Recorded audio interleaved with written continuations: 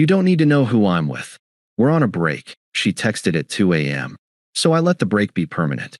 Now she's begging me to talk while her break partner blocked her. Hey viewers, before we move on to the video, please make sure to subscribe to the channel and hit the like button if you want to see more stories like this. Thanks.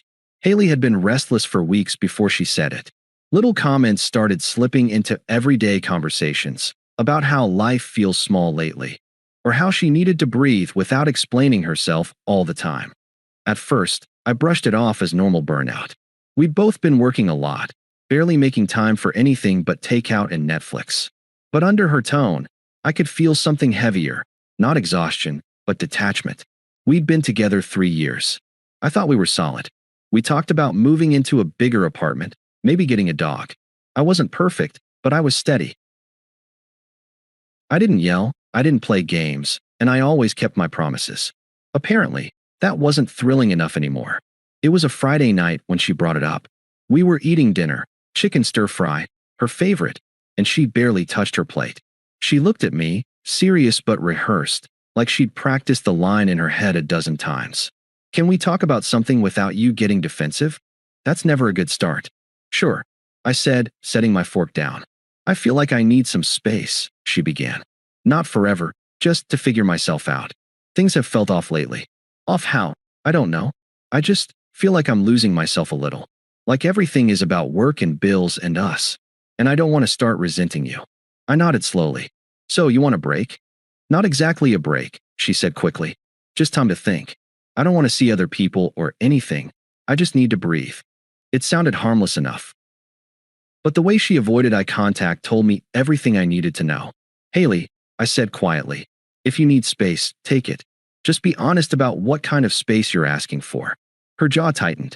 Why do you always have to turn everything into an interrogation? This isn't about you. It's about me needing to figure out who I am. That line, this isn't about you, sat like a stone in my chest. Because of course it was about me. About us. About her pulling away from something that had never done anything to her but show up. I didn't argue. I just said, okay, take the time you need. She looked surprised. That's it. Yeah, I said. You can't force someone to stay if they don't want to. Her expression flickered between relief and confusion, like she expected a fight and didn't know what to do without one. The next morning, she packed a small duffel bag, just for a few days, and said she'd be staying with a friend. No tears, no goodbye kiss, just a quiet, I'll text you soon.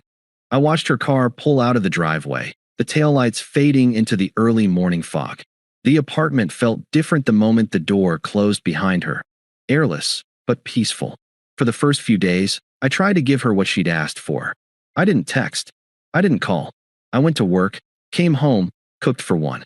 The silence was weird, but not unbearable. I told myself that if the space helped her realize what she wanted, it'd be worth it. Then came the little cracks. She'd view my stories on social media, but never message me.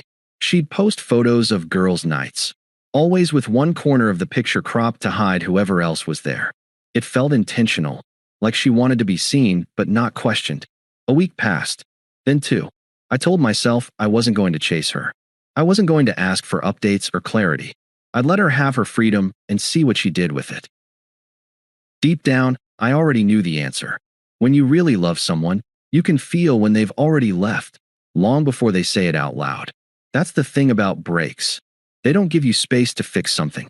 They give the other person permission to test what life feels like without you. And Haley was already testing it. She just hadn't realized yet that I was, too. It was a Tuesday night when it happened. I'd gone to bed early after a long day, and around 2:07 a.m., my phone lit up on the nightstand. I didn't check it right away, just rolled over and tried to ignore it. But something told me to look. The message preview glowed through the dark. Haley, you don't need to know who I'm with. We're on a break. I stared at it for a long time. Not because I was shocked. Somewhere deep down, I'd been expecting it. But because of the tone. It wasn't guilty or apologetic. It was defensive, cruel even, like she was daring me to react. I read it again, slower this time. The kind of message that ends a chapter. There was no "I'm sorry," no "I miss you," no explanation. Just that one sentence. You don't need to know who I'm with. That was the moment something in me shut off. Not out of anger, but clarity. For the first time in weeks, I wasn't confused. I wasn't waiting. I wasn't trying to guess where her head was.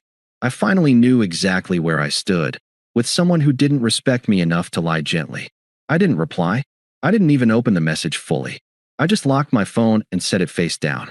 Then I got up, went to the bathroom, and looked at myself in the mirror. My face looked calm. Empty, but calm. In that silence, I realized something important. I wasn't heartbroken. I was done. The next morning, I woke up early, made coffee, and started packing. Her half of the closet was still half empty from when she left, so it didn't take long. I gathered her things, books, clothes, makeup, and neatly packed them into boxes.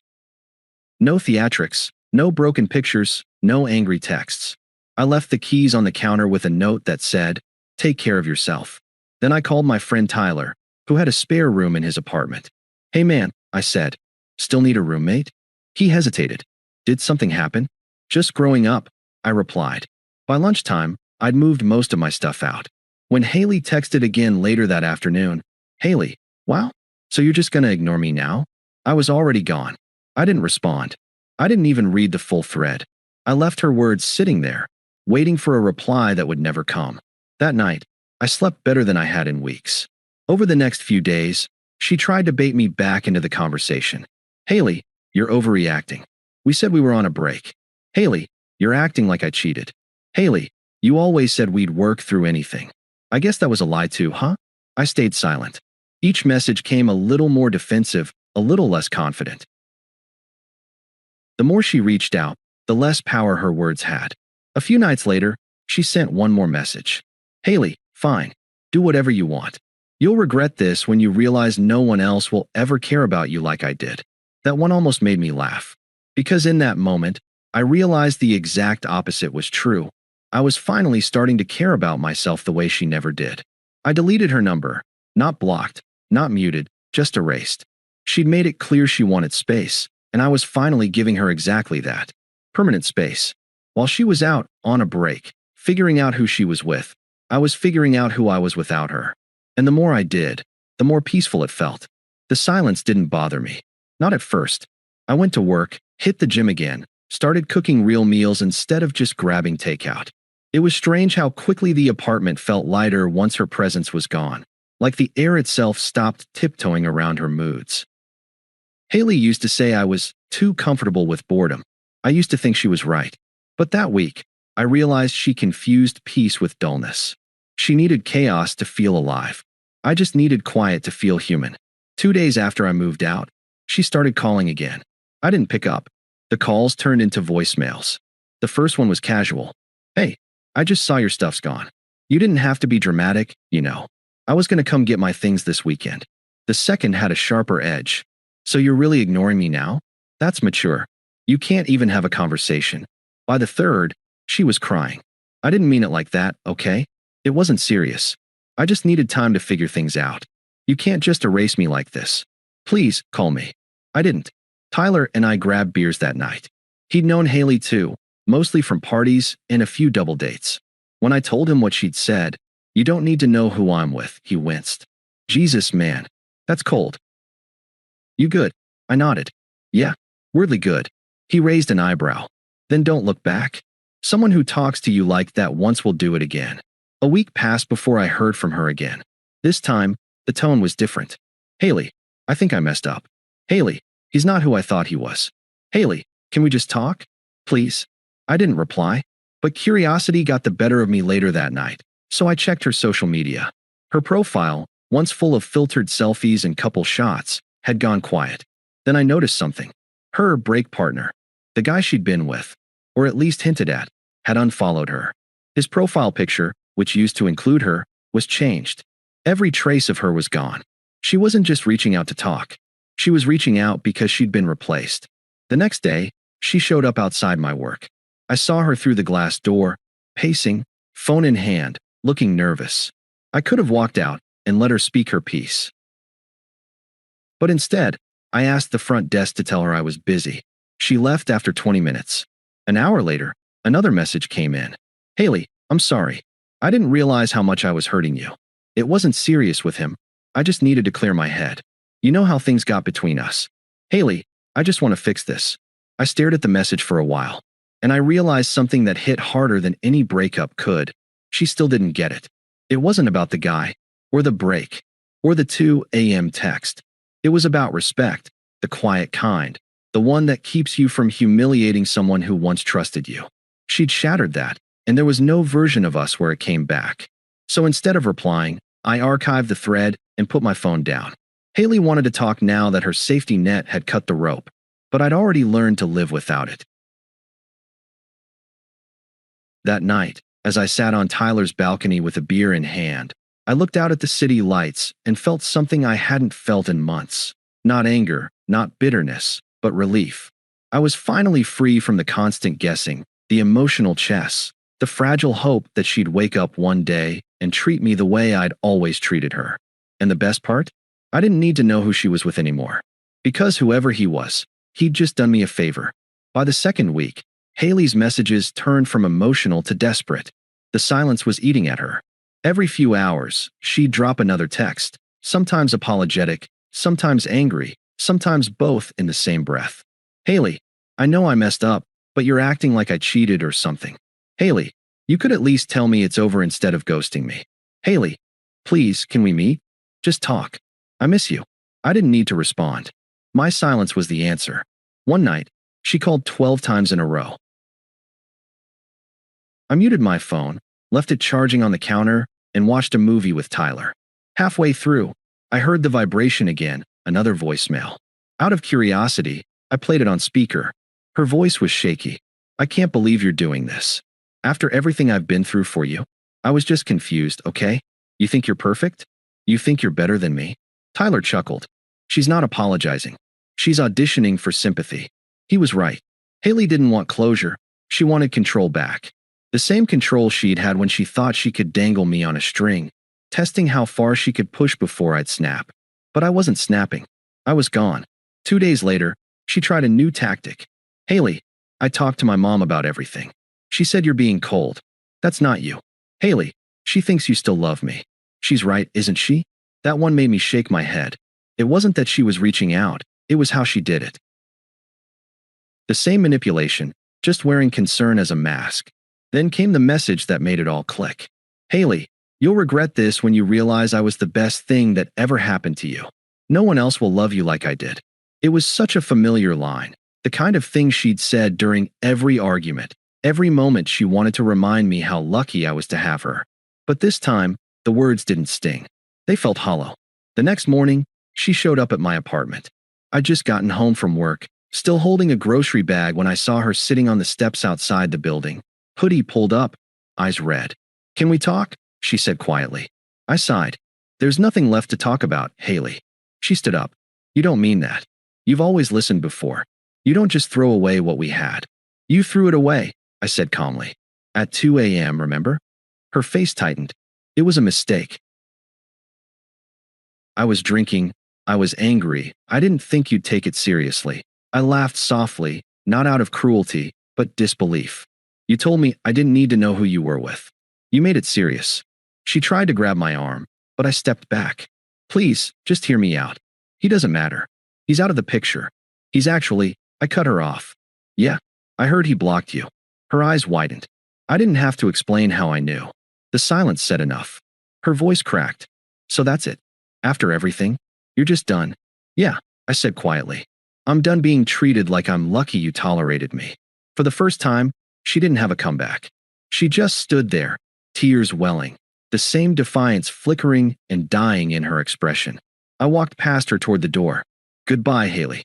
Behind me, I heard her whisper, You'll come back. You always do.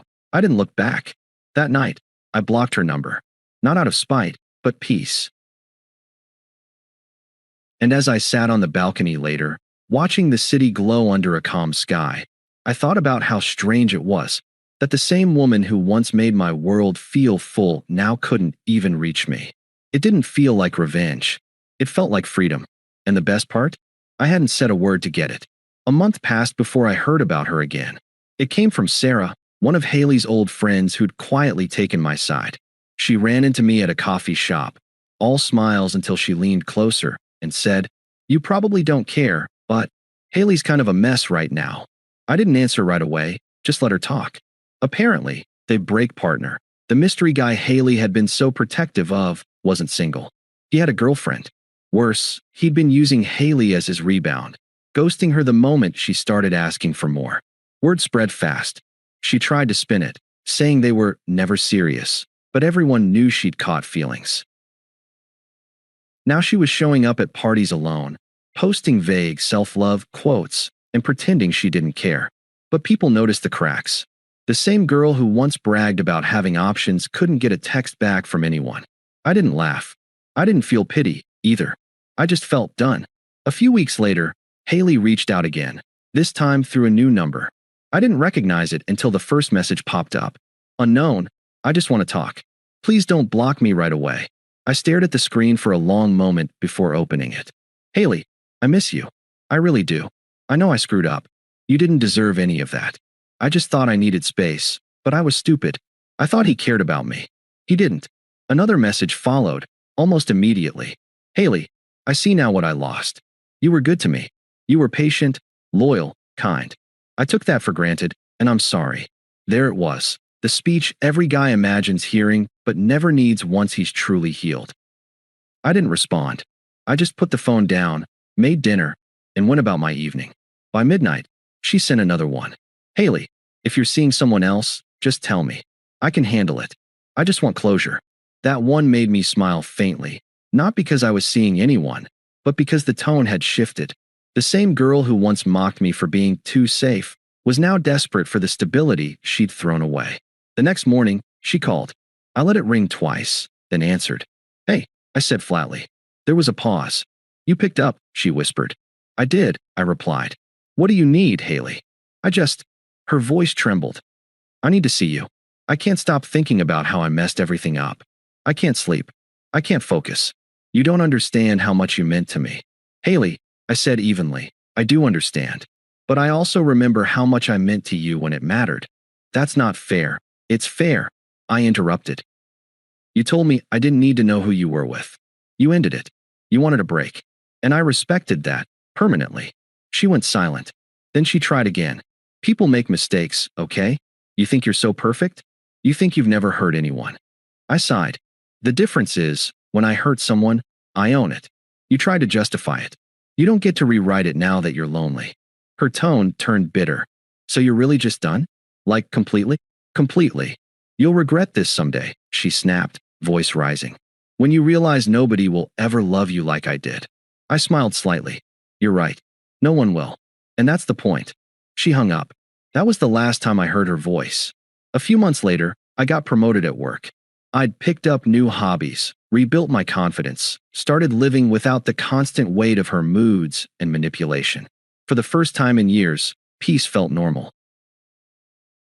Then one evening, I ran into her again, purely by accident. It was at a friend's birthday dinner. I didn't know she'd be there until I walked in. She looked shocked when she saw me. Her hair was shorter, her smile forced. I was standing beside a few coworkers, laughing about something, when she walked over. Hey, she said softly. You look good. Thanks, I replied. You too. You've been busy, huh? She asked, glancing at the group I was with. Yeah, work's been solid. Life's good. She hesitated, then gave a sad little laugh. Guess you really did move on. I looked at her, calm and collected. I moved on the night you said I didn't need to know who you were with. Her expression faltered. I smiled politely. Take care, Haley. Then I turned back to my friends and picked up the conversation where I'd left off. No lingering glances. No second thoughts. Just peace. And as I walked out later that night, I realized something simple but powerful. She hadn't just lost me. She'd lost access to the version of me that cared. The break she wanted? It lasted forever. Thanks for watching. Make sure to subscribe to the channel and hit the like button. What do you think about this story? Share it in the comments.